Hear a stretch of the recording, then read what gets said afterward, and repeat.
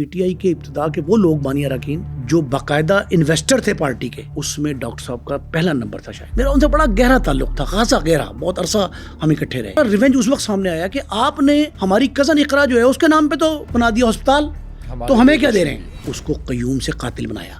وہاں ایک بنگالی نوجوان اس کی ٹیلی فونیکلی گفتگو کراتا ہے پاکستان کی ایک شوبز کی خاتون سے. اس خاتون کی عمر اس سے 12 سال زیادہ ہے. 30 لاکھ کی بجائے یہ ڈیمانڈ تک کرتا ہے کہ مجھے پراپرٹی سے میرا حصہ دو. جس لڑکی سے یہ شادی کرنا چاہ رہا تھا اس سے بھی اختلاف تھا. اس نے اس کے عشق میں اتنا گرفتار تھا کہ اس سے یہ وعدہ کر لیا کہ اگر مجھے باپ کی لاش سے گزرنا پڑے میں گاڑی تو میں لے کے دوں گا. تفتیشی نے مجھے بتائی کہ صرف ہم 2 تھپڑ مارتے ہیں، وہ ساری کہانی بتا دیتا ہے. ہائی لائٹس آپ نے دیکھی. آج سنو پوڈ کاسٹ کرائم میں ہم نے ڈسکس کیا ریسنٹلی ہوئے قتل ڈاکٹر شاہد صدیق کے. اس قتل میں ان کا بیٹا قیوم شاہد ملوث پایا گیا. پولیس انویسٹیگیشن جاری ہے. قتل میں کون کون ملوث ہے، قیوم کی گرل فرینڈ نے کیا ڈیمانڈز کی تھی جس کی وجہ سے قیوم نے باپ کی جان لے لی، پولیس کو قیوم پر کیسے شک ہوا اور کیسے گرفتار کیا، یہ سب جانیے اس پوڈ کاسٹ میں.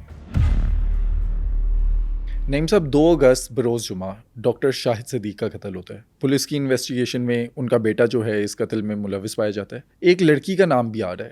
وہ لڑکی کون ہے، قتل کے پیچھے کیا وجوہات تھی اور اس کیس کا ہوگا کیا؟ پر صاحب ایک بات اس سے پہلے کہ ہم اس پہ گفتگو کریں، 3 سوال آپ کے ہیں. یہ جان لینا ضروری ہے کہ ڈاکٹر شاہد صدیق تھے کون، کہاں سے انہوں نے ایمرج کیا، کس طرح وہ اتنے نامور ہوئے، سیاست کیسے جوائن کی، اولاد کی صورتحال کیا ہے، رہن سہن کیسا تھا، ان کے بہن بھائی کہاں ہیں. یہ سارا ان کا بیک گراؤنڈ سمجھنا ضروری ہے. ٹھیک ہے. اس پس منظر میں سب سے پہلی بات تو یہ ہے کہ ڈاکٹر شاہد صدیق جو آج ایک بڑے دولت مند شخص کے طور پہ سامنے آئے ہیں، ان کا تعلق ایک متوسط طبقے کے گھرانے سے تھا.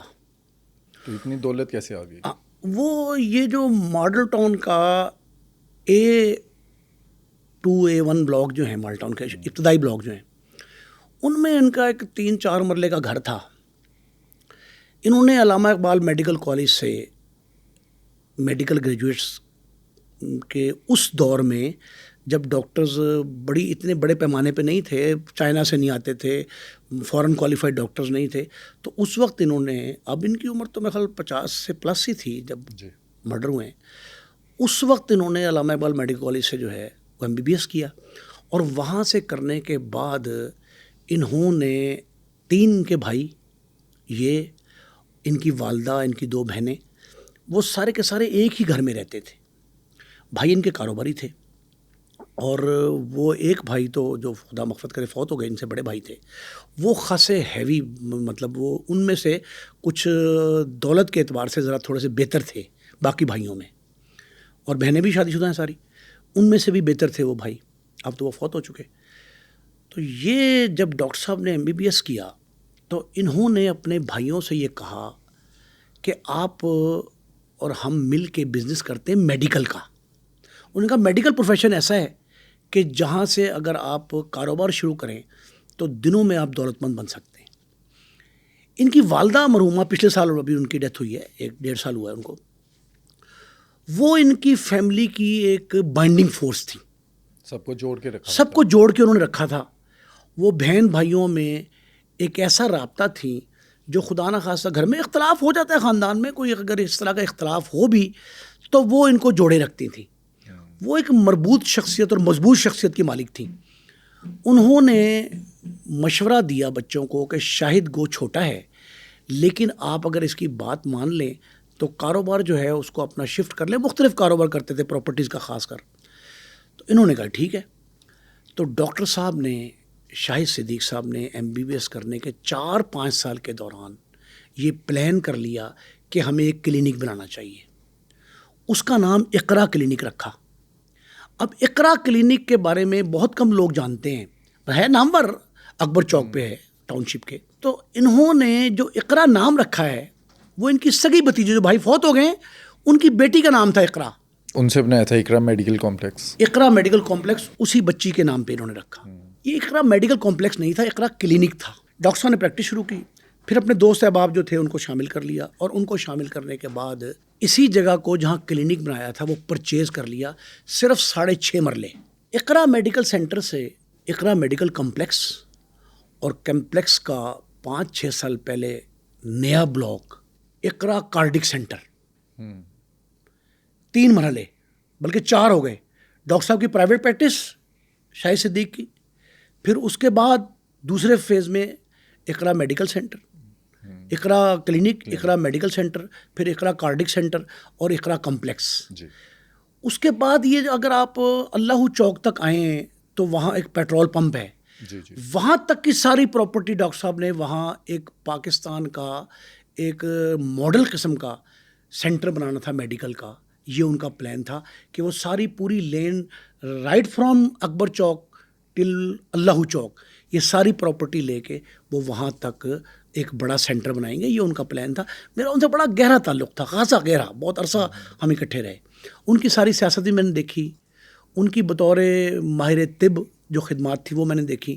پھر بطور سب سے بڑی بات ہے کہ بہت بڑے ذہنی طور پہ وہ ٹریڈ یونینسٹ بھی تھے ایک، اور دوسرا کاروباری بہت بڑی شخصیت تھی. وہ ڈاکٹر صاحب نے جب یہ پلان سارا کر لیا، آہستہ آہستہ بڑھتے گئے تو اس دوران ان کے بھائیوں میں بھی اختلاف پیدا ہوا. کس بات پہ؟ اسی بات پر کہ وہ یہ کہتے تھے کہ جی یہ اس نے پیسے زیادہ رہ لیے، نام اس کا ہے، انویسٹمنٹ اصل میں تو انویسٹمنٹ بھائیوں کی تھی. ڈاکٹر صاحب تو ایک MBBS کر کے فریش گریجویٹ تھے، فریش گریجویٹ کے بعد جتنا پیسہ ہو سکتا ہے اتنا ہی تھا. ایک غریب گھر میں، متوسط طبقے کے گھر میں رہتے تھے، مڈل کلاس. اب وہ جن بھائیوں نے، بڑے بھائی خاص کر جو خدا مغفرت کرے فوت ہوئے، انہوں نے جو انویسٹمنٹ کی تھی ان کے اولاد بڑی ہو گئی. باقی بھی لوگ بہنیں یہ کہتی تھیں کہ نام تو شاہد کا ہے سارا کا سارا. شاہد جو ہے ڈاکٹر شاہد مرحوم، انہوں نے کیا کیا کہ انہوں نے اپنی والدہ سے یہ بات کی کہ بھائیوں کو سمجھائیں، میں ان کو پراپر حصہ دوں گا. والدہ نے سب کو بٹھایا، بائنڈنگ فورس میں نے بتایا، ان کو بٹھا کے سمجھایا اور معاملات چلتے رہے. 3-4 دفعہ اختلاف پیدا ہوئے باقاعدہ، لیکن فیملی ڈسپیوٹ کے طور پر اس کو حل بھی کر دیا ان کی والدہ نے. لیکن ڈاکٹر صاحب کیونکہ کاروباری ذہن کے آدمی تھے، انہوں نے لاہور کے 4-5 بڑے تعلیمی ادارے، بڑے نامور، اور ایک کے مالک تو بہت نامور ہیں، میں دانستہ ان کا نام نہیں لے رہا، ان کے ساتھ اسکولوں میں، پرائیویٹ اسکولوں میں اور اکیڈمیز میں انویسٹمنٹ بھی بڑی بھاری کی. ان کو جب یہ پتہ لگ گیا کہ میرے بھائی اور بہن یا میرے بہنوئی اور ان کے بچے، ان کی اولاد جو ہے وہ اگر انکار کر سکتی ہے، اختلاف کر سکتی ہے، کل کو تو مسئلہ نہ ہو، تو انہوں نے فار سیفر سائڈ انہوں نے بیک اپ کے طور پہ 4-5 اور کاروبار بھی کیے، پراپرٹیز بھی خریدتے تھے. اور یہ اس کے ساتھ ساتھ جو ہے نا اہم بات وہ یہ ہے کہ اسکولوں میں جو انویسٹمنٹ کی، کیونکہ تعلیم ان کا شعبہ بھی رہا، طب بھی، صحت بھی رہا، تعلیم بھی رہا، تعلیم و صحت میں ان کی انویسٹمنٹ جو تھی نا اس نے اس کو ایمرج کیا. لیکن یہ اصل دولت جو ان کے پاس آئی ہے نا وہ اس وقت آئی کہ جب اقرا میڈیکل سینٹر بن گیا اقرا کلینک سے، تو سینٹر کو انہوں نے ریکوگنائز کرا لیا with the provincial government, with the federal government. یہ جو باہر لوگ جاتے ہیں، خاص کر برطانیہ جانے کا رجحان بہت زیادہ تھا، جو لوگ باہر جاتے ہیں ان کے میڈیکل کا، ان کا میڈیکل جو ہے وہ لازمی ہے سرکاری طور پہ. آپ اس وقت تک آپ کو نہ ٹکٹ ایشو ہوتا ہے، نہ امیگریشن پاسپورٹ پہ آپ کا ویزا لگتا ہے. تو اس میں انہوں نے، ڈاکٹر صاحب نے یہ کام کرنے میں یہ کامیاب ہو گئے کہ اس کو سرکاری درجہ مل گیا اس سینٹر کو. اور جو شخص باہر جائے گا، پورے پاکستان، پورے پنجاب میں 4 سینٹرز ہیں، اقرا واز ون آف دیم. ان 4 میں سے ڈاکٹر صاحب نے اپنے اقرا سینٹر کو بڑا بنایا. فیس اگر فرض کریں 1,000 روپے تھی تو وہ 50,000 روپے بھی لے لیتے تھے. آپ نے پوچھا دولت مند کیسے ہوئے؟ ان کے پاس پیسہ اس وقت آیا جب یہ میڈیکل جو باہر، جو فورن ڈیلیگیٹس ہیں، بڑے بڑے ڈیلیگیشن بھی جاتے ہیں نا، کوئی 50 بھی تو اکٹھے ان کا میڈیکل ہوتا ہے. تو میڈیکل میں بڑا آسان ہوتا ہے کہ آپ ایکس رے کریں اور کہیں جی اسپاٹس ہیں. اسپاٹس کہتے ہیں کہ اٹ از سارٹ آف آستھما، کہ دمہ کی ان کو بیماری ہے، دمہ ہے، مر جائے. انہوں نے کہا کہ TB ہو سکتی. تو وہ اسپاٹس کہہ کے تو اس کو 2 طریقے ہوتے تھے کہ ایک تو دوبارہ فیس دیں آپ اور ری ایگزامن کرائیں 6 ہفتوں بعد، ایک طریقہ. دوسرا یہ ہے کہ وہاں ان کا سٹاف یہ میرا آئی وٹنس اکاؤنٹ ہے، ان کا یہ سٹاف ریکمینڈ کرتا تھا کہ آپ ہمارے پاس اقرا سینٹر میں زیر علاج رہیں، ہم آپ کا 6 ہفتے 2 ماہ 8 ہفتے آپ کا علاج کریں گے اور آپ کے اسپاٹ ختم ہو جائیں گے, آپ کو جو ہے نا آپ انٹائٹلمنٹ ہوگی آپ کی فار ویزا, میڈیکل آپ کا کلیئر ہو جائے گا. وہ میڈیکل کلیئرنس کے نام پہ بہت پیسہ کمایا اور یہ سینٹر جو ہے ایک بڑے سینٹر کے طور پہ ایمرج کر گیا. اب اسی وجہ سے انہوں نے اپنی پراپرٹی جو ایکسپینڈ کرنی شروع کی, اور ایکسپینشن جو ہے وہ تقریباً کو 2-2.5 فرلانگ 1 کلومیٹر کے ریڈیس میں پھیل گئی. اقرا میڈیکل سینٹر ایک نمبر سینٹر بن گیا. سیاست میں کیسے آگے پھر؟ سیاست میں اس طرح ہے, یہ بانی اراکین میں سے تھے. جو بانی اراکین تھے نا, شوکت یوسفزئی خیبر سے تھے, پنجاب سے ترین تھے, عمران خان تھے, ان کے علاوہ اور بہت سے لوگ تھے. یہ ان کی پہلی کھیپ تھی نا پی ٹی آئی کی, ان میں شامل تھے تحریک انصاف کی. بہت قریب رہے, عمران خان سے ملنے کا موقع بھی کئی دفعہ ملا. بزدار کی حکومت میں, پی ٹی آئی کی جو حکومت تھی 2018, ہاں جی, عثمان بزدار جس کے وزیر اعلیٰ تھے, اس میں ان کو پہلے ایک ٹرانسپورٹ کمپنی تھی پاکستان روڈ ٹرانسپورٹ, اس کا وائس چیئرمین بنایا گیا. پھر جب ڈاکٹر فردوس عاشق امان اسلام آباد سے پنجاب میں آئیں, پہلے وفاق میں ترجمان تھی, پھر پنجاب میں ترجمان ہوئی, تو ان کو مشیر کا درجہ دیا گیا. لیکن بطور مشیر بھی اس دور میں نا, مطلب مشیر کی میں آپ کو حالت بتاتا ہوں کیا. مطلب ایک مشیر مجھے کہتے تھے کہ وہ وزیر اعلیٰ کے مشیر تھے سٹنگ بزدار صاحب کے, کہ یار کوئی طریقہ سبیل ایسی ہو سکتی ہے کہ آپ میری ملاقات وزیر اعلیٰ سے کروا دیں. اچھا, مطلب مشیر کی حیثیت ایسی تھی بس کہ مشیر خود ملنا چاہتے تھے چیف منسٹر سے جس کے وہ مشیر ہیں, تو اس کی ملاقات کی کچھ سبیل نہیں ہو رہی تھی.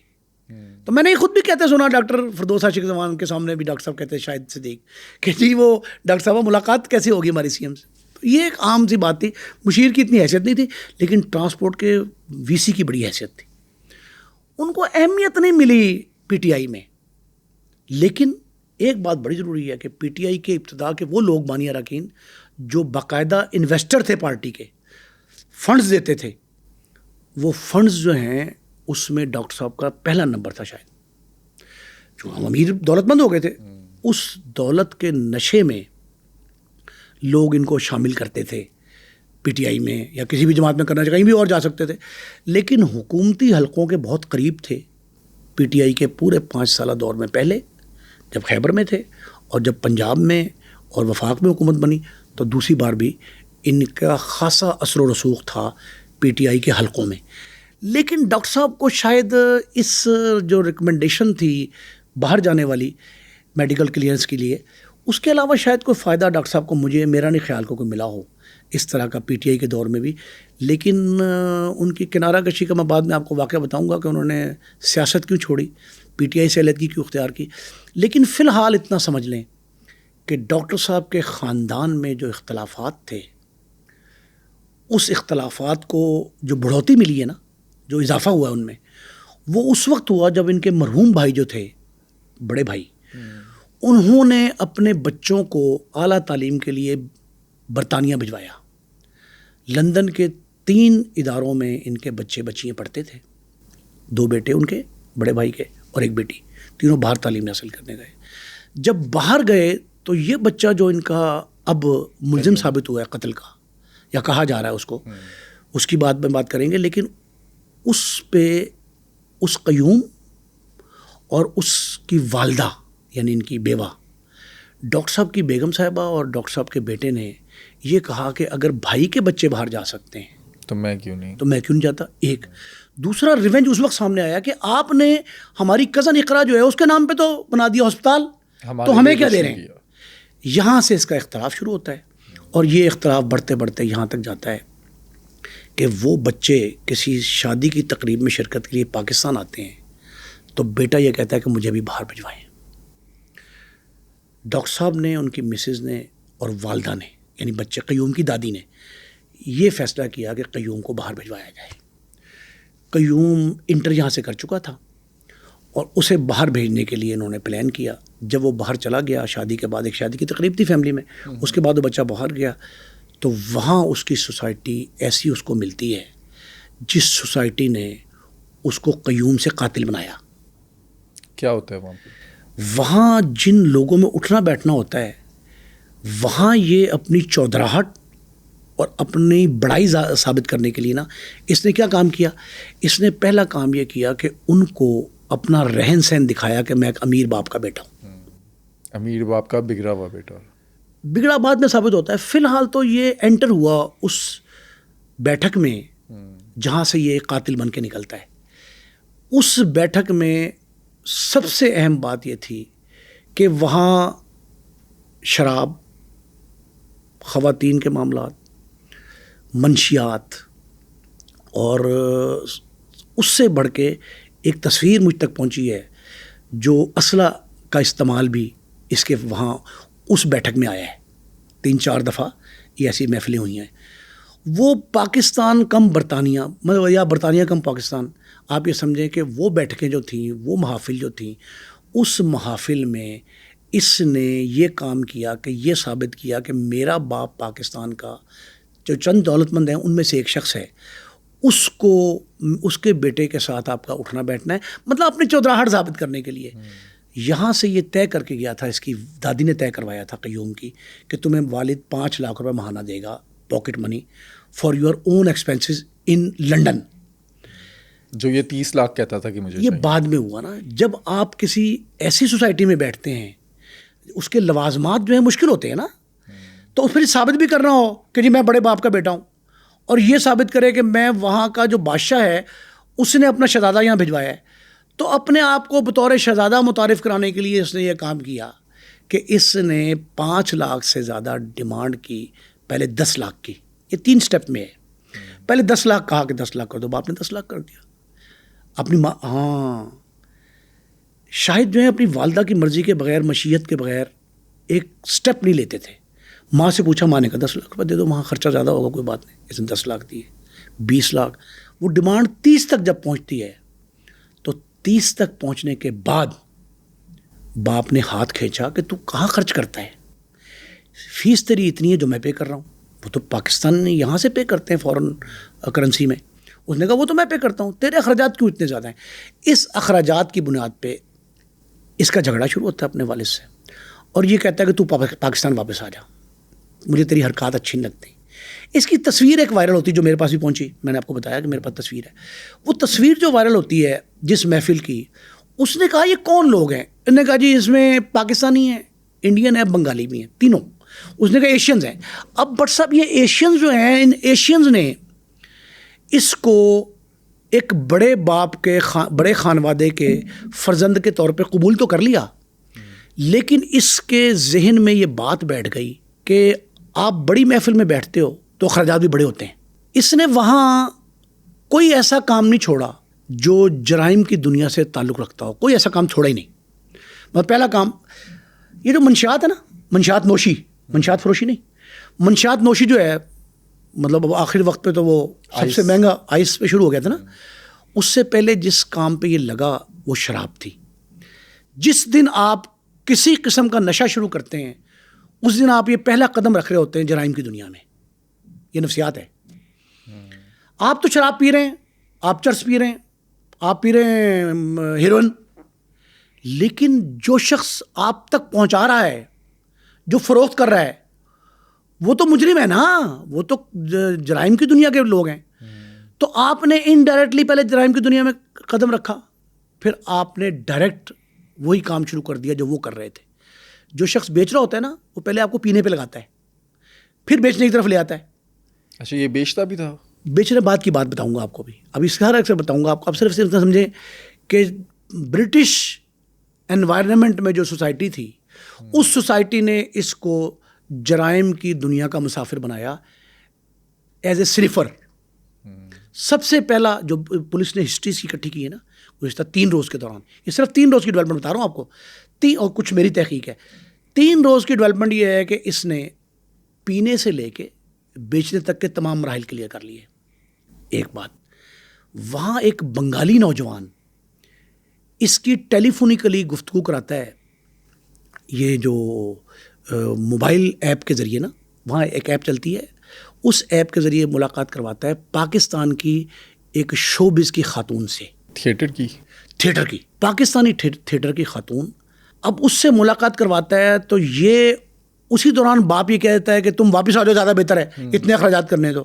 دادی بھی یہ کہتی ہے. یہ وہاں سے پاکستان آتا ہے. یہ آتا ہے اس لالچ میں کہ اس سے ملاقات ہو جائے، جس سے ٹیلی فونیکلی اس کی گفتگو ہو رہی ہے. یہ اس سے ملاقات کرنا رہتا ہے, باپ اس کو ڈانٹ ڈپٹ سے بلاتا ہے.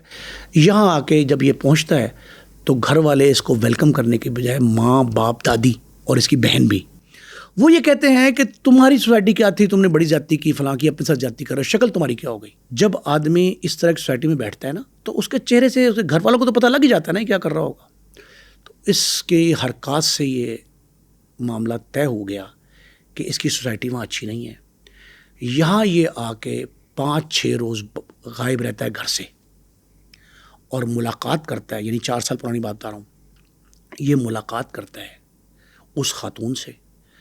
اب درمیان میں ایک جملہ ہے معترضہ, اس خاتون کی عمر اس سے 12 سال زیادہ ہے. یہ 24 کا ہے تو 36 سال کی ہے. اچھا, اتنا فرق ہے. کچھ عرصے ملاقات کے بعد یہ گھر سے رات کو غائب رہنے لگتا ہے. جب غائب رہتا ہے تو ملاقات کے بعد ماں باپ اسے ڈانٹ ڈپٹ کرتے ہیں. باپ اس کو سمجھانے کی بتیری کوشش کرتا ہے, دادی سمجھاتی ہے, ماں سمجھاتی ہے. باپ پھر ایک سہارا لیتا ہے, اس کے دوستوں کو بلاتا ہے, اس کے دوستوں سے کہتا ہے اس کو سمجھاؤ. وہ بھی اس کو سمجھاتے ہیں. اس دوران ایک دوست کا پتہ لگتا ہے جس کا شہریار نام ہے, جو اس کے اس قتل میں شاہد صدیق کے شامل تھا. شہریار کی بھی ڈیوٹی یہ لگ جاتی ہے کہ تم اس کو سمجھاؤ. اسی اتار کے لونڈے سے دوا لیتے ہیں. جس کا ذمہ دار ہے جو خرابی کا, جو بعد میں ثابت ہوتا ہے, وہ بھی اس کو سمجھاتا ہے. مطلب بظاہر سمجھاتا ہوگا, فار جسٹ آئی واش. اس کو سارے سمجھاتے ہیں, یہ باز نہیں آتا. یہ باپ سے جو ہے نا 30 لاکھ کی بجائے یہ ڈیمانڈ تک کرتا ہے کہ مجھے پراپرٹی سے میرا حصہ دو. اچھا, باپ یہ ایکسکیوز, یہ ساری 4 سال پہلے کی بات ہے, 3 سے 4 سال. یہ کہتا ہے کہ باپ بجائے کچھ کرنے کے وہ کہتا ہے بھائی جائیداد کے تم تنہا وارث نہیں ہو, تمہارے بہن بھائی بھی ہیں, تمہارے کزن بھی ہیں, تمہارے چچا تایا, تایا کی اولاد بھی ہے. اس دوران تایا فوت ہو جاتے ہیں. یہ معاملہ بڑھتا رہتا ہے, بڑھتا رہتا ہے. آہستہ آہستہ یہ معاملہ چلتا ہے.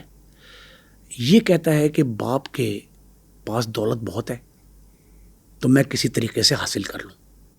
دیکھیں اسلام میں بھی حکم ہے کہ یہ جو مال اور اولاد ہے نا یہ فتنہ بھی ہے. وہ کیسے؟ وہ یہ حضرت علی علیہ السلام سے پوچھا کسی نے کہ مولا یہ فتنہ کیسے ہے؟ کہا جی کہ بعض اوقات آپ کو اضافت زیادتی مال کی آپ کے دشمن پیدا کرتی ہے. آپ کی اولاد بھی آپ کے مخالف ہو جاتی ہے جب اس کو یہ پتہ لگتا ہے کہ میرا باپ, میری ماں, میرے دادا پردادا بہت دولت مند ہیں, مجھے کیوں نہیں دیتے. ابھی وہ 9 عمری میں تھا, قیوم اتنا بڑا تو نہیں تھا, کتنی عمر 20 سال بھی نہیں تھی اس وقت. تو اس وقت وہ اس کے ذہن میں لالچ آتا ہے جو شرع میں حکم ہے, آئمہ کا ہمارے حکم ہے کہ دولت یعنی مال اور اولاد اسے محتاط رہیں, ان کا سنبھال, ان کی تربیت اعلیٰ ظرفی سے کریں, کم ظرفی سے نہ کریں. تو کم ظرف دیکھیں نا, یہ کہا جاتا ہے, اشفاق احمد تلقین شاہ کتنے بڑے نامور دانشور تھے, بانو قدسیہ کے شوہر, وہ یہ کہتے ہیں کہ مجھے آج تک قلق ہے کہ مجھے خدا نے بیٹی نہیں دی. میرے 3 بیٹے ہیں. انہوں نے کہا جی بیٹی کیوں نہیں دی؟ اس نے کہا مجھے بیٹی اس لیے نہیں دی, میں بہت پھرا, میں نے منتیں مانی, چلے کاٹے, مجھے اس لیے نہیں دی کہ میں بیٹی کی شاید سنبھال نہیں کر سکوں گا. اب بیٹوں کی سنبھال بھی مشکل ہو گئی ہے. انہوں نے کہا جی کمظرف کو خدا بیٹی نہیں دیتا جو سنبھال نہ سکے. تو اعلیٰ ظرفی یہ ہے کہ آپ اولاد اور مال کی سنبھال پراپرلی کریں, اس کا استعمال پراپر کریں, اس کی تربیت اچھی کریں. اب یہی پرابلم ان کے ساتھ ہوا. جب والد نے ایکسکیوز پیش کیا کہ تمہارے کزن ہیں, تمہارے چچا ہیں, تائے ہیں, ان کے اولاد ہے, اور دادی ہیں تمہاری, میں ہوں, بہن بھائی ہیں تمہارے, سب کا حصہ ہے. اس کے بعد سے باپ نے اپنے گھر میں, شاہد صدیق نے, یہ میں بہت اس کے اندرونی معاملات بتا رہا ہوں آپ کو جو میری اپنی تحقیق ہے, اور آئی وٹنس بھی ہے ساتھ, عینی شاہد. وہ یہ ہوا کہ والد نے اس سے اور اپنے گھر میں باقی لوگوں سے بھی چھپانا شروع کر دیا کہ میں کہاں کا انویسٹمنٹ کر رہا ہوں, میری دولت کہاں ہے. دیکھیں وہ پارٹی فنڈنگ کرتے تھے, پی ٹی آئی کو پارٹی فنڈنگ, بہت سے اداروں میں ویلفیئر کا کام بھی کرتے تھے, یہ بات بھی بالکل صحیح ہے. لیکن چھپایا انہوں نے کیوں؟ اسی شرعی حکم کے تحت کہ اولاد بگڑ نہ جائے. اس نے قیوم کو سنوارنے کی بے انتہا کوشش کی, پنچایتیں ہوئیں, دوستوں کو بلا کے کہا, ڈانٹ ڈپٹ ہوئی, گھر میں کئی دن یہ غائب رہتا تھا. اسی وجہ سے یہ بہت زیادہ بگڑ گیا، اور وہی جو نتیجہ، جو بڑے کیسز ہیں پاکستان بھر میں پھیلے پڑے ہیں کہ بیٹے جو ہیں اپنے باپ کی جائیداد اثاثوں کی وجہ سے اس کے مخالف ہو جاتے ہیں، جان کے در پہ ہوتے ہیں۔ اس قیوم نے جنوری اسی سال 2024 میں اس کو اپنے باپ کو ٹھکانے لگانا، اسے جان چھڑانے کا فیصلہ کیا، اور ایک گروپ کو سپاری دی کہ میرے باپ کو مار دو۔ حملہ بھی ہوا شاہد صدیق پہ۔ شوٹر تک یہ کیسے پہنچا؟ شوٹر کے لنک دو طرح کے ہیں، ایک برطانوی، دیکھیں لندن، دبئی، انڈیا کے 4 شہر، اور پاکستان میں علاقہ غیر، جمرود وغیرہ، لنڈی کوتل، وزیرستان، یہ پاکستان میں یہ پناہ گاہیں ہیں جہاں لوگ روپوشی اختیار کرتے ہیں۔ جو کرمنل ہیں وہ چھپ جاتے ہیں، اشتہاری ہو جاتے ہیں۔ تو اشتہاری اپنا وہ پیریڈ جو ان کا بطور اشتہاری ہوتا ہے وہ وہاں چھپ کے گزارتے ہیں۔ لندن میں اس کی ملاقات تھی جس گروپ سے، وہ گروپ تھا سیالکوٹی گروپ پہلا، اس کے ذریعے جنوری مروانے کی کوشش کی، خدا کی طرف سے کہتے ہیں 50 لاکھ دیا تھا، 50 لاکھ دیا اس کو، وہ بچ گیا، حملہ ہوا، بچ گیا، خدا نے محفوظ رکھا۔ تب کوئی شک ہوا کہ بیٹا اس میں ملوث ہے؟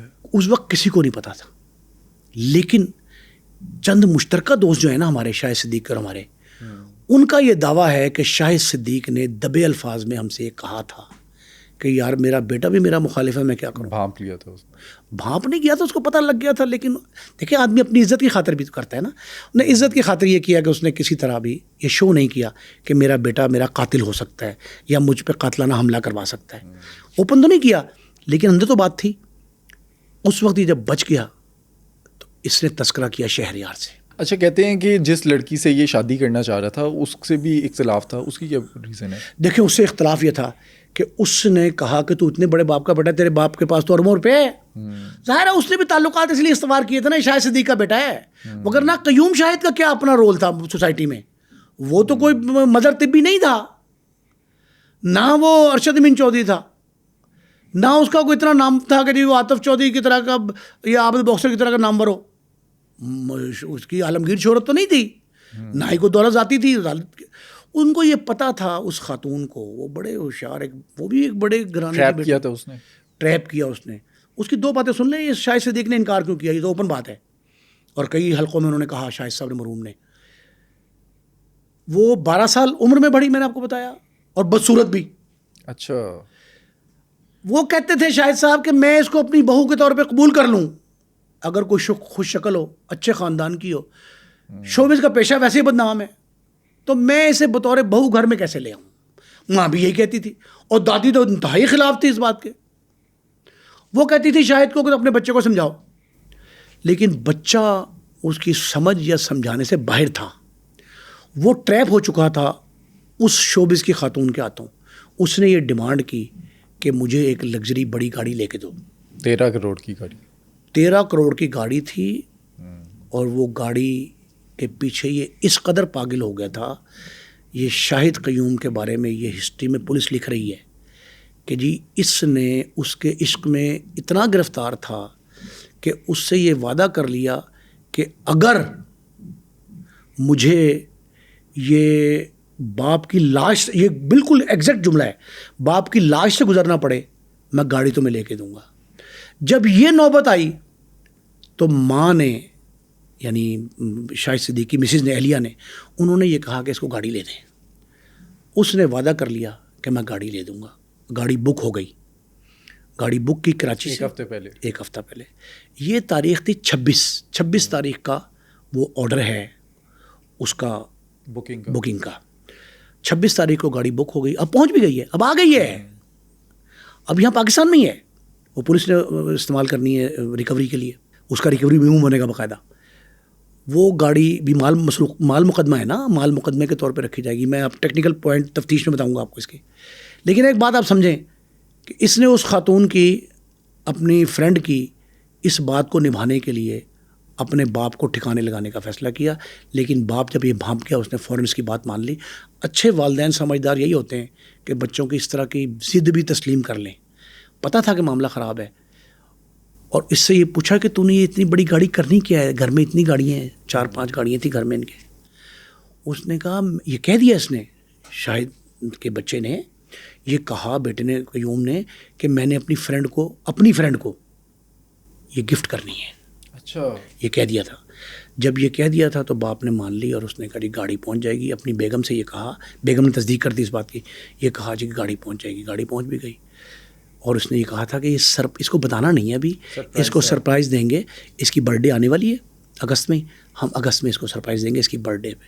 لیکن موت نے مہلت نہیں دی, اور برتھ ڈے سے پہلے جو ہے اسی بدبخت نے اپنے باپ کا کام تمام کر دیا. لیکن ایک بات ذہن میں رکھیں,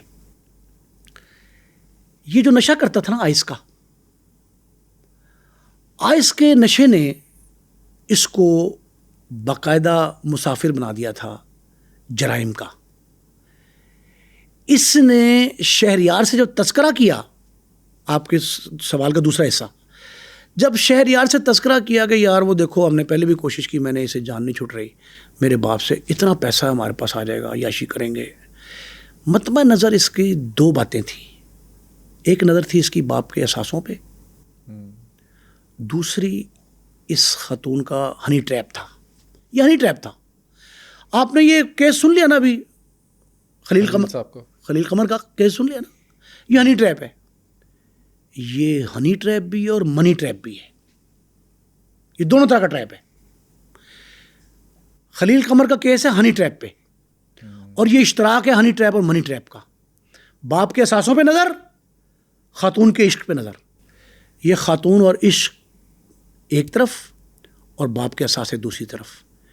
ان دونوں کا جو کولیبریشن تھا, اس نے شہریار کا تڑکا لگایا, اور شہریار نے کہا جی اب میں ارینج کرتا ہوں ایسے شوٹر جو کسی طور بھی اس کو بچنے نہیں دیں گے تیرے باپ کو.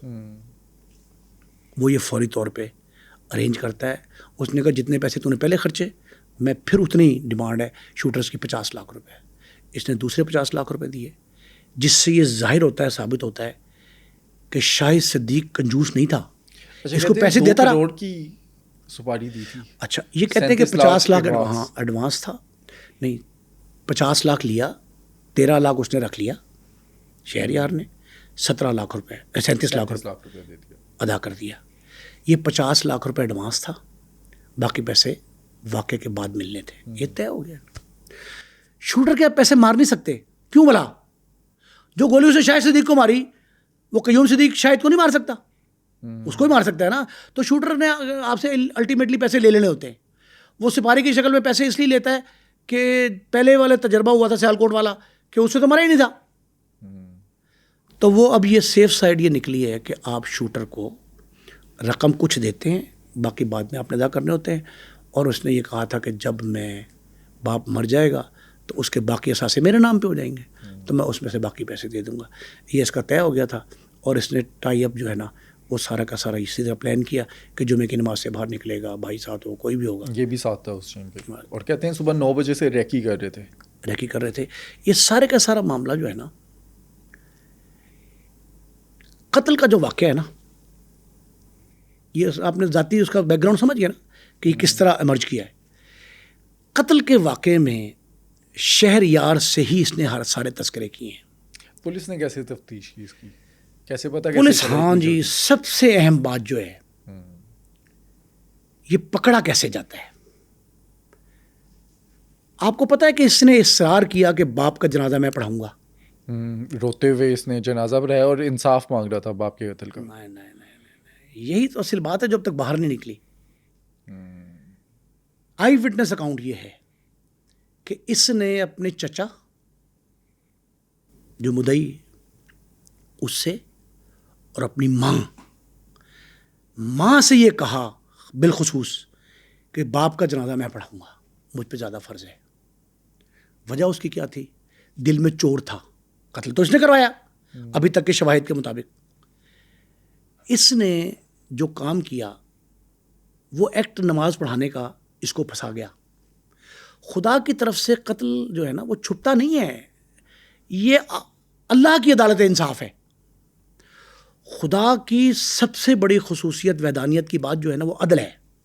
وحدانیت ایک خاصیت ہے نا اس کی, لیکن دوسرے نمبر کی خاصیت کیا ہے؟ عدل ہے. عدل یہ نہیں ہے کہ مجھے بھی 2 روٹیاں ملیں آپ کو بھی ملے. عدل یہ ہے کہ آپ کو اگر بھوک 3 روٹیوں کی ہے تو آپ کو 3 ملیں 4 میں سے 1 مجھے ملنی چاہیے. یہ عدل ہے. انصاف یہ 2 ہو جائیں, برابری کی ہم مساوات ہے. یہ مساوات نہیں, عدل ہے. خدا کی خصوصیت عدل. عدل اگر قتل چھپ جائے تو خدا کے نظام عدل پہ چوٹ پڑتی ہے. ہوا کیا, اس سے پہلے ذرا سمجھیں.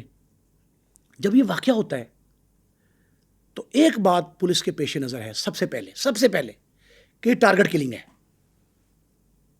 یہ میں تفتیشی پوائنٹ آف بتا رہا ہوں کہ ٹارگٹ کلنگ ہوئی, کہ اس کو ٹارگٹ کر کے مارا. باقی ساتھ اتنے بہت سارے تھے. اب اس میں یہ طے کرنا تھا کہ آیا ٹارگٹ کلنگ دہشت گردی کا نتیجہ ہے یا اس کے اور پہلو ہیں. 3 پہلو اور بھی تھے. سب سے پہلا پہلو پولیس نے دیکھا کہ دہشت گردی جو پورے ملک میں چل رہی ہے, امریکہ کے 9/11 کے بعد جو شروع ہوئی تھی اب تک جاری ہے, بالخصوص خیبر پختونخوا میں. انہوں نے یہ طے کرنے کے لیے کہ اس طرح کی دہشت گردی کا کڑی تو نہیں ہے, یہ پہلے ہی فیز میں جو اسپیشل یونٹ ہے اگینسٹ پراپرٹی پولیس کا لاہور کا, علامہ اقبال ٹاؤن میں بیٹھتا ہے, انہوں نے یہ طے کر لیا کہ یہ اس طرز کی دہشت گردی نہیں ہے. اگر ہوتی تو ولنشا کی مسجد میں کرتے. جو اس طرح کی دہشت گردی ہوتی ہے نا اس کا مقصد ہوتا ہے کہ میکسیمم لوگ مارے جائیں. جتنی جانیں جائیں گی اتنا ان کو حملہ آور کو فائدہ ہوگا, پینک زیادہ پھیلے گی. انہوں نے یہ طے کر لیا پہلے فیز میں کہ یہ کسی طور بھی اس طرح کی دہشت گردی نہیں ہے جو ملک میں جاری ہے. ایک طے ہو گیا, ہے ٹارگٹ کلنگ. اب 3 پہلو تھے پولیس کے پاس. سب سے پہلا شبہ ہوا وہ یہ ہوا کہ پولیس نے فوری طور پہ اقرا میڈیکل کمپلیکس کا ریکارڈ قبضے میں لے لیا. اس ریکارڈ میں کیا تھا؟ اس میں یہ چیک کیا گیا کہ جن لوگوں کے میڈیکل ٹیسٹ کلیئر نہیں ہوئے ان پہ اعتراض لگایا گیا, ان میں سے کوئی ایسا شخص تو نہیں ہے دشمنداری تو نہیں جس نے دشمنداری تو نہیں ہوئی, انتقامی کارروائی نہ کی ہو. اور خاص کر یہ انتقام جو ہے وہ جذبہ خیبر پختونخوا کے پختونوں میں زیادہ ہوتا ہے. انہوں نے وہاں کے لوگ چیک کیے, ان کا ہو سکتا ہے کسی کا تعلق بنتا ہو وہاں سے اور وہاں سے بندے بلا لیے ہوں. انہوں نے کہا یہ ایسا نہیں ہے, یہ طے ہو گیا. پہلی بات کہ جی وہ ریکارڈ سے یہ ثابت نہیں ہوا. دوسرا پہلو, جو جھگڑا چل رہا تھا خاندانی اختلاف کے بھائی ایسا کروا سکتے ہیں, بھائیوں پہ شک گیا. وہ پریلیمنری چیک کیا, وہ بھی غلط ثابت ہوا. اب تیسرا اور آخری پہلو تھا بیٹا, بیوی, بچیاں, بھتیجے, بھتیجیاں. سب سے پہلا شک اس بیٹے پہ گیا, قیوم شاہد پہ. قیوم پہ جب شک گیا تو پولیس نے اسے کچھ نہیں کہا اور اس پہ نگاہ رکھی کہ فرار نہ ہو. اس شک کو تقویت ملتی ہے اور حقیقت کے قریب پہنچ جاتا ہے اس وقت جو میں نے پہلے تذکرہ آپ سے کیا کہ ماں سے اور چچا سے کہتا ہے جنازہ میں پڑھاؤں گا. جب یہ جنازہ پڑھانے لگتا ہے, پکڑا کیسے جاتا ہے؟ یہ جنازہ پڑھاتا ہے تو جنازہ پڑھانے کے دوران 4 مرتبہ آپ کی کمیونیکیشن کی لینگویج میں فمبل ہوتا ہے. کیسا فمبل؟ فمبل ایسا کہ یہ آدھے منٹ میں 4 تکبیریں کرتا ہے, 4 دفعہ پوز دیتا ہے بیچ میں گھبراہٹ کے عالم میں. کبھی اپنے جو جرم تو کیا تھا اس جرم کو چھپانے کے لیے کبھی رو پڑتا ہے, کبھی سسکیاں لیتا ہے, اور 4 مرتبہ یہ بھولا نماز جنازہ کی 4 تکبیریں, 4 مرتبہ 4 تکبیریں بھولا. اور تکبیروں میں آدھ منٹ میں اس نے فوری وہ پڑھایا. جب یہ پڑھایا تو اس کے چچا, نماز کے بعد اس کے چچا 2 ڈاکٹر, اس کے کولیگ بڑے معروف سرجن ہیں یہاں ڈاکٹر ہیں, وہ بہت صحت کے بڑے ہیوی ویٹ چیمپئن جو ہیں وہ, اور ایک شخص جو ڈی ایس پی تھا اس ٹیم کا جو تفتیش میں شامل ہے, ان کی آنکھیں 4 ہوتی ہیں اور وہ کہتے ہیں کہ یہ کیا ہوا. اس وقت جب یہ نماز غلط پڑھاتا ہے اس کی تکبیریں غلط پڑھتا ہے, اور سب سے بڑھ کے عجلت بلکہ برق رفتاری سے نماز ختم کرتا ہے, اور اس طرح دیکھتا ہے. پولیس اس کے حرکات کو مشکوک سمجھ کے اس کے گرد گھیرا تنگ کر دیتی. اس کا جو چاچا تھا اس نے بتایا تھا پولیس کو کہ لڑکی کا ایک چکر ہے جس سے اختلاف ہے. یہ سب کچھ تفتیش کے بعد ہوتا ہے, لیکن اس سے پہلے سمجھے 2 واقعات. ویلنشیا ٹاؤن کی جس مسجد میں یہ نماز پڑھ رہا ہے اور اپنی گاڑی تک آتا ہے, اس کے وہاں کیمرے نصب ہیں سوسائٹی کے, سرکاری نہیں ہے. مسجد کے سامنے والا کیمرہ خراب ہے. میں نے ایک پوائنٹ آپ کو بتایا کہ نماز سے شک پڑتا ہے, کیمرے خراب سے شک گزرتا ہے کہ یہ کیمرہ دانستہ خراب تو نہیں کیا گیا یا روٹین میں خراب ہے. اس کی تحقیق جاری ہوتی ہے تو وہاں کی سوسائٹی کا ایک جو سوسائٹی ہے نا, اس کا ایک رہنما, اس کا لیڈر, وہ یہ کہتا ہے کہ ہمارے انٹرنس جو ہے ویلنشیا کی, وہاں باہر کیمرے لگیں, اس سے چیک کیا جائے. یہ اس سے چیک کرتے ہیں. اس میں 2 گاڑیاں وہاں قریب سے گزرتی دکھائی دیتی ہیں کہ 2 گاڑیاں ہیں, ایک بائک ہے. یہ شک گزرتا ہے, 2 شکوک 2 اکٹھے ہوتے ہیں. تیسرا شک جس سے تقویت ملتی ہے, حقیقت بنتی ہے, وہ ہوتا ہے رسم قل. پولیس نے تو گھیرا تنگ کیا ہوا ہے, اس کو گھیر گھسیٹ کے گھر تک لاتے لے جاتے ہیں. یہ بیٹا رسم قل اناؤنس کرتا ہے کہ ہفتے کے روز, اس دوران پوسٹ مارٹم ہو رہا ہے, سارا کچھ ہو رہا ہے, پولیس کی کارروائی ہو رہی ہے. بیٹا یہ کہتا ہے, پولیس کے 3 سادہ پوش ڈی ایس پی جو ہے وہاں موجود تھے, وہ 3 سادہ پوش چھوڑ جاتے ہیں کہ آپ نے اس کو ہی دیکھتے رہنا, مانیٹر کرتے رہنا, اس کی ساری حرکات. سرویلنس ہوتی ہے, وہ ویڈیو بھی بناتے رہتے ہیں ساتھ ساتھ خاموشی سے. اس کی سرویلنس ایسی لگاتے ہیں, اور باہر ویلنشیا کے مین روڈ سے اور اندر تک 7 CCTV فوٹیج اور جیو فینسنگ یہ بھی جاری رہتی ہے. اس دوران یہ رسم قل اناؤنس کرتا ہے اپنے باپ کی کہ میرے والد کی رسم قل فلاں وقت پہ ہے. جب یہ رسم قل اناؤنس کرتا ہے تو رسم قل کے لیے فوری طور پہ سب سے پہلا میسج, اور پولیس اس کا موبائل جو ہے اس کو سرویلنس پہ لگا دیتی ہے. یہ سرویلنس اس کے موبائل پہ بھی ہے, اس کی حرکات پہ بھی ہے, اس کی عام طور جیو فینسنگ بھی جاری ہے. اس دوران یہ اپنے ایک دوست کو رسم قل کا ایک میسج بھیجتا ہے, ٹائپڈ میسج, ساتھ وائس میسج. اب یہ اس کی ہر چیز پہ پولیس کی نظر ہے, موبائل اس کے ہاتھ میں. پولیس نے کہا اس کو لیٹ ہم ڈو, کہ کیا کرتا ہے. وہ بھیجنے کے آدھے گھنٹے بعد پھر اسی دوست کو ایک میسج بھیجتا ہے, اور اس میں لکھتا ہے کہ ابھی مہمان نہیں پہنچے, ان وجوہات, ناگزیر وجوہات کی بنا پہ رسم قل منسوخ کر دی گئی ہے, اب اتوار یا پیر کو ہوگی تو میں آپ کو اطلاع کروں گا. اب ویسے آپ کیا کر رہے ہو, وہ یہ وائس میسج ہے, ویسے آپ کہاں ہو, کیا کر رہے ہو, حال چال تو پوچھو. یہ گھبراہٹ کے عالم میں یہ جو لکنت کے ساتھ زبان بولتی ہے نا, وہ لکنت والی زبان سے ہچکیاں لیتے ہوئے یہ بات پہنچاتا ہے. پولیس جب یہ میسج دیکھتی ہے کہ رسم قل منسوخ ہو گئی, ملتوی ہو گئی, مؤخر ہو گئی, اس دوران ان کا شک یقین میں بدل جاتا ہے. جس شخص کو یہ پیغام دیتا ہے 3 کنزیکٹیو, ایک وائس میسج, 2 ریٹن فوٹوز کی شکل میں, اس کا نام ہے شہریار. اس کے بعد ہفتے کی شام کو 5 بجے پولیس اس کا موبائل اس سے لیتی ہے. سب سے پہلے اس کا موبائل لے کے اپنے پاس رکھ لیتی ہے, اور موبائل اپنے پاس رکھ کے فوٹیج دیکھتی ہے جو باہر سے ملی تھی اس کو جمعے کے روز. اس فوٹیج میں ان کے جو 4 مفروضے تھے تفتیشی اینگل سے, 4 مفروضے کون کون سے تھے؟ دہشت گردی, بھائی کا جرم وار ہونا, بیٹے پہ شک, اور اقرا میڈیکل کمپلیکس میں سے کوئی نہیں. جو اس کے کلائنٹس تھے جسٹ ٹو گو ابراڈ, ان کے ویزے کے لیے میڈیکل, ان میں سے یہ 3 کو وہ بالکل واش آؤٹ کر دیتی ہے, ویریفائی کر لیتے ہیں. ویریفائی صرف ایک ہوتا ہے کہ بیٹا ہی لگتا ہے. وہ رسم قل تو ختم ہو جاتی ہے.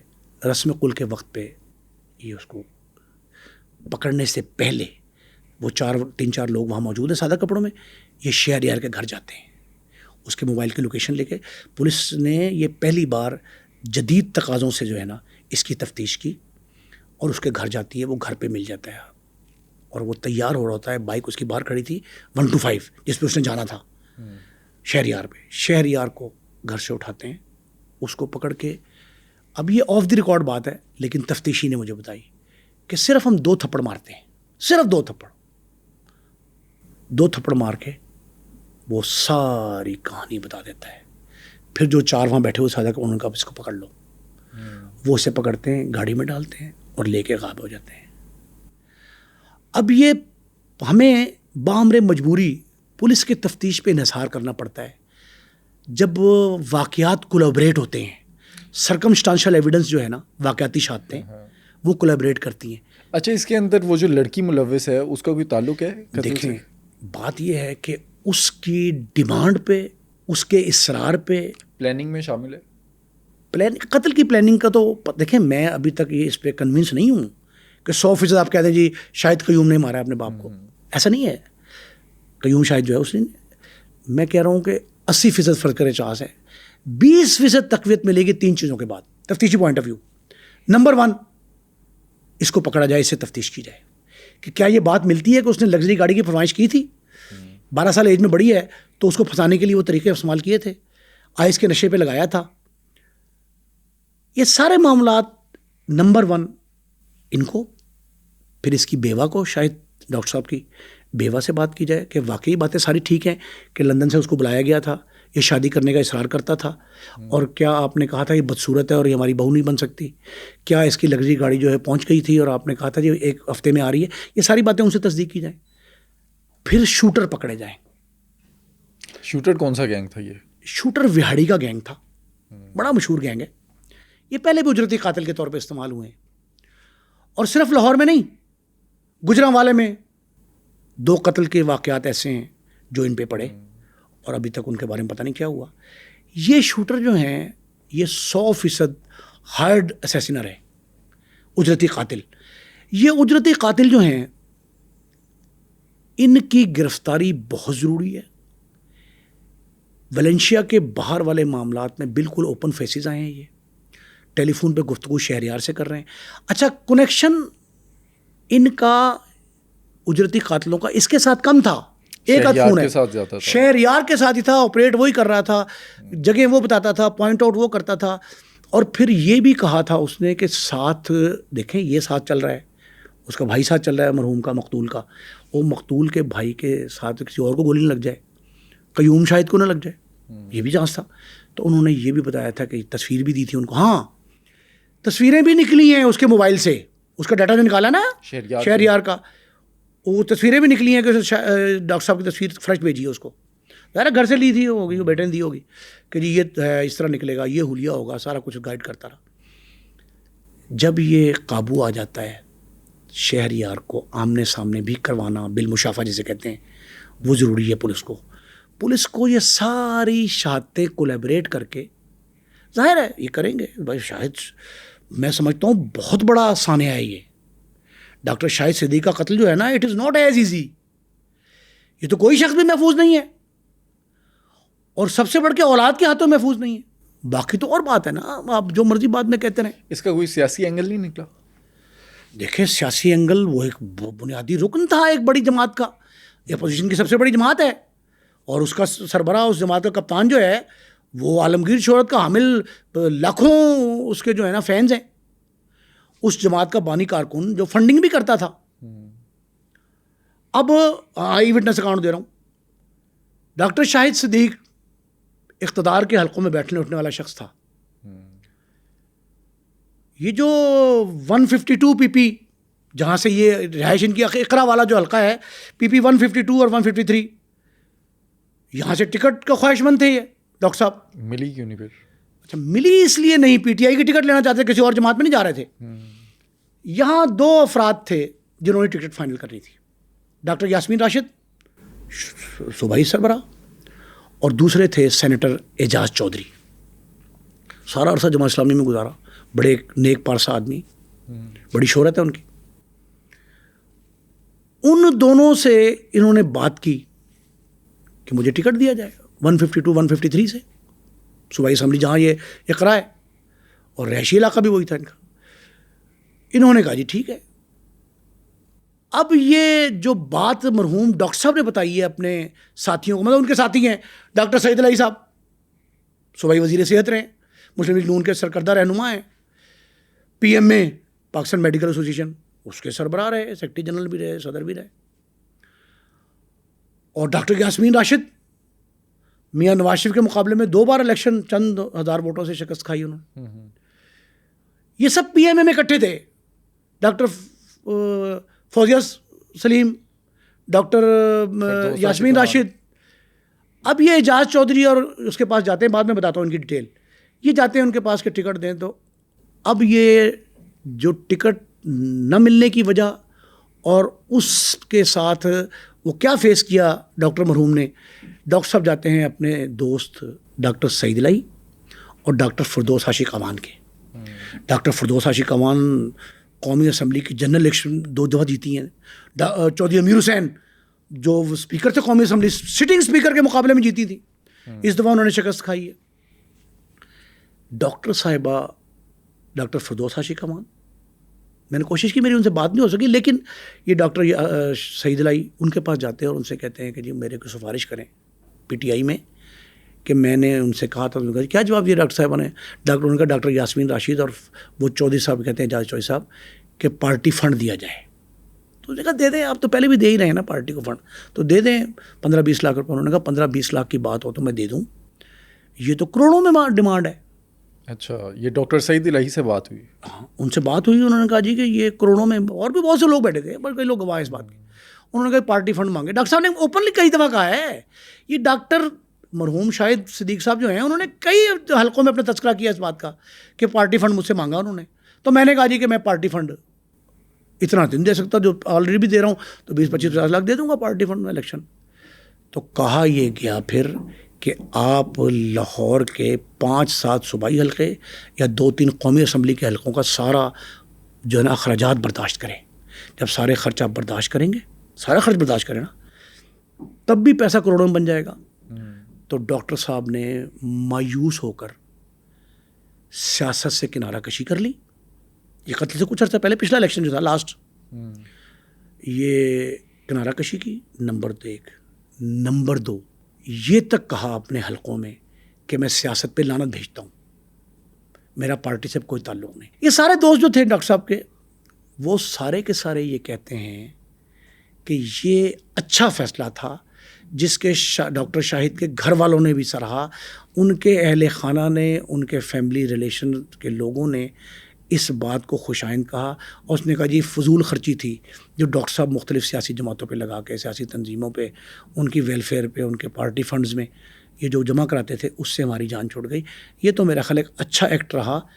لیکن بعد میں جو سارے واقعات ہوئے وہ وہاں سے تو نکل گئے, چلیں ٹھیک ہے ایک معاملہ ہوا, لیکن خاندانی ان کے مسائل جو ہے نا وہ اس حد تک بگڑتے گئے کہ بیٹا باپ کے جان کے درپے ہو گیا, اور بالآخر اس نے اجرتی قاتلوں کا سہارا لے کے باپ کو موت کی نیند سلا دیا. نعیم صاحب, قیوم شاہد تو پکڑا گیا, چھوٹے بھائی نے مدعیت میں پرچہ بھی کروا دیا, لیکن اس کیس کو آپ کدھر جاتا دیکھتے ہیں فیوچر میں؟ کیونکہ بھائی مدعی ہے, تو کیا بھائی معاف کر سکتا ہے؟ بٹ صاحب, جو پنجاب کی کرمنل ہسٹری ہے نا, جرائم اور جرائم پیشہ افراد کی تاریخ, اس میں تو سارے کے سارے اس طرح کے ملزم جن پہ ساری شہادتیں ثابت ہوئیں, ثبوت میسر آئے, اور اس طرح ریکوری ہوئی آلات کی جو استعمال ہوتے رہے, کولیبریشن ہوئی, ان کے 2 حصے ہیں. ایک تو کسی شخص کو سزا نہیں ہوئی, اس کی کیا ریزن ہے میں بتاتا ہوں آپ کو. دوسرا, اجرتی قاتل نہیں پکڑے گئے, زیادہ تر موسٹلی 90% کے اجرتی قاتل نہیں پکڑے گئے. لگتا ضرور الزام لگا کے ویاڑی گروپ تھا کہ سیالکوٹی گروپ تھا, یہ سامنے آیا, لیکن پکڑے نہیں گئے. اب ایک بات میں آپ کو بتاتا ہوں, ایک مثال. بڑا معروف ایک اسٹیل مل کا مالک تھا جی او آر میں. وہ کوٹھی جو جی او آر کا حصہ ہے لیکن اس شخص کی پرسنل پراپرٹی تھی. ابھی ریسنٹ پاس میں جی او آر لاہور کا, یہ آپ مین گیٹ سے جائیں, پی آئی سی کے سامنے سے, جیل روڈ سے مین گیٹ سے لیفٹ پہ جو کوٹھی بڑی تھی, بڑے کئی کنالوں کی, وہ عالیشان بنگلہ تھا. وہ بنگلے کا مالک تھا, اس کے بیٹے نے اس کو قتل کر دیا. بیٹے نے قتل کیا کس وجہ سے پتہ ہے آپ کو؟ اس فیکٹری مالک پہ اسٹیل مل کا مالک تھا. اسٹیل مل کے مالک کے تعلقات استوار ہو گئے, کسی طرح کر لی اس نے. وہ تھا 35 36 40 سال کا, اگر 40 کا تھا, بلکہ 40 پلس ہی ہوگا اس وقت, 40 پلس تھا, اور بچی کی 18 19 سال عمر تھی. اس بچی سے تعلقات استوار ہوئے. بچی سے تعلقات استوار ہونے پہ بیوی نے اور بیٹے نے کہا جی کہ بڑی زیادتی آپ نے ابو کی ہے. وجہ کیا تھی پتہ آپ کو؟ ڈاکٹر شاہد کا مسئلہ ہے جائیداد کے حصول کا, ان کا مسئلہ جائیداد کے اثاثوں کی تقسیم کا تھا.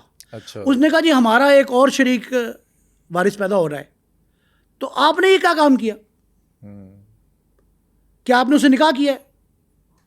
انہیں انکار کیا, بتیرا انکار کیا.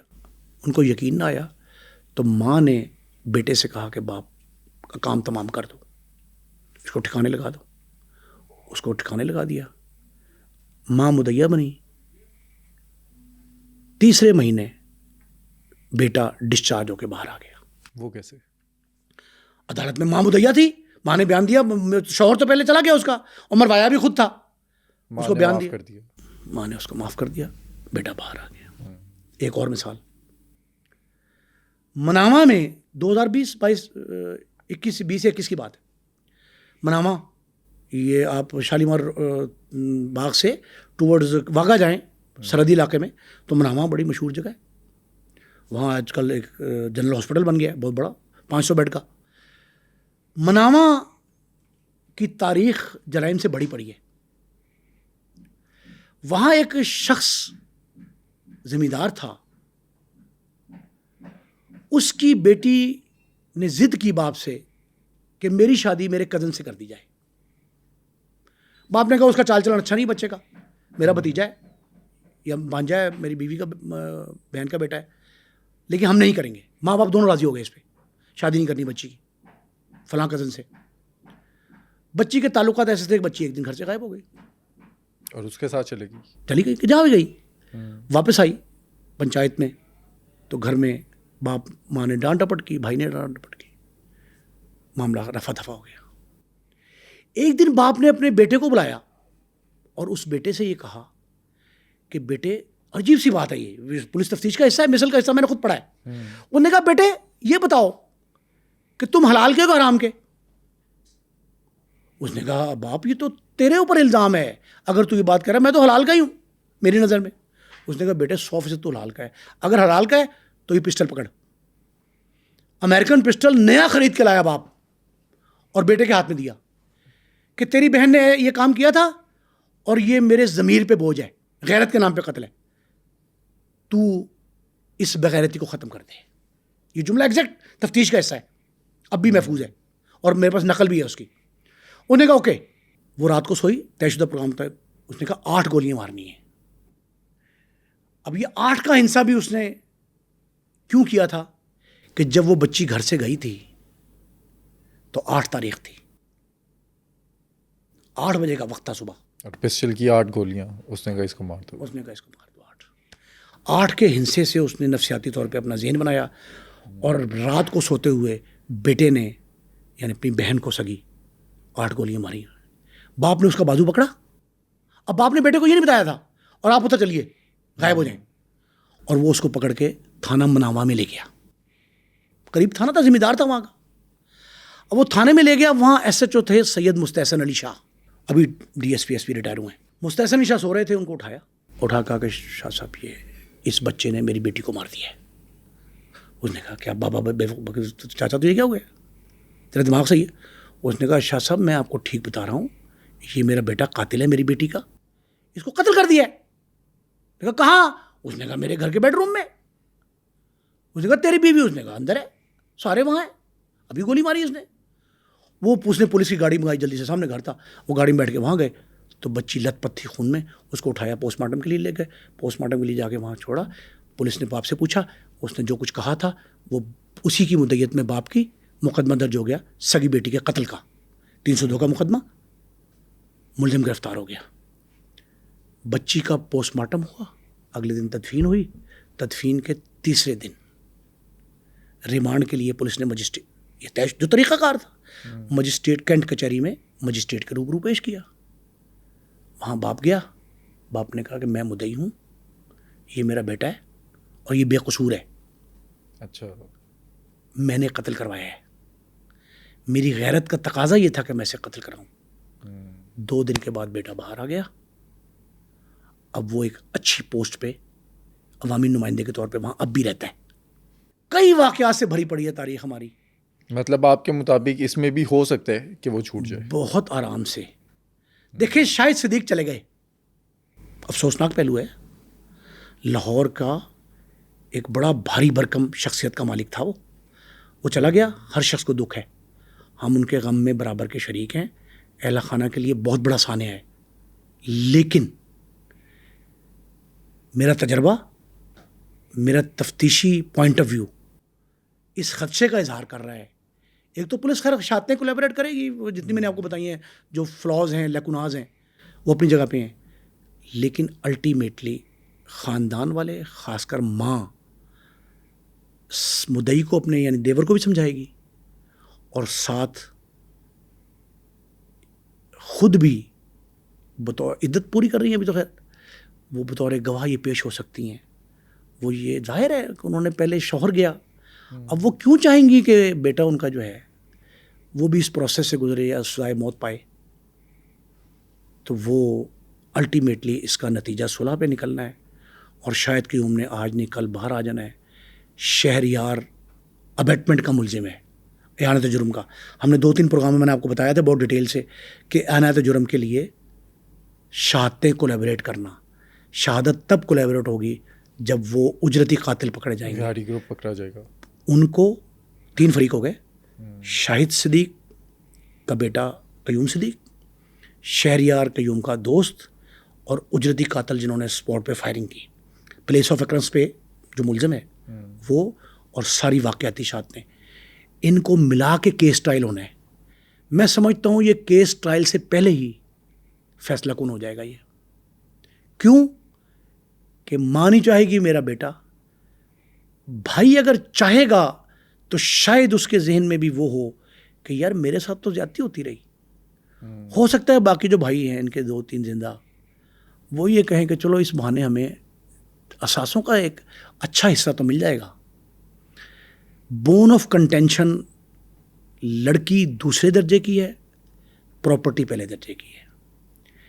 یہ کرائم اگینسٹ پراپرٹی بھی ہے, کرائم اگینسٹ پرسن بھی ہے. ان کی تفتیش کے لیے پولیس کو پولیس افسر کے طور پہ نہیں, ایک معاشرتی المیہ کے طور پہ لینا چاہیے اس کو. یہ والدین کے لیے بھی سبق, اولاد کے لیے سبق تو ہے ہی ہے, والدین کے لیے سبق, دوست احباب کے لیے سبق, پورے معاشرے کے لیے ایک لیسن ہے کہ ہمیں اولاد کی تربیت کیسے کرنا ہے. یہ زن زر اور زمین جو ہے یہ کیوں کہا جاتا ہے بنائے مخاصمت ہے, بون آف کنٹینشن کیوں ہے؟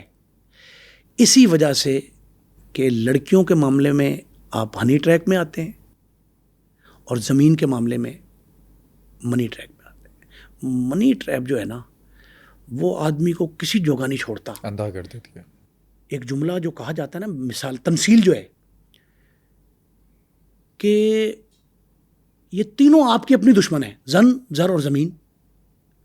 زر زیادہ آیا دولت تو یہ سب سے بڑی دشمن ہے آپ کی.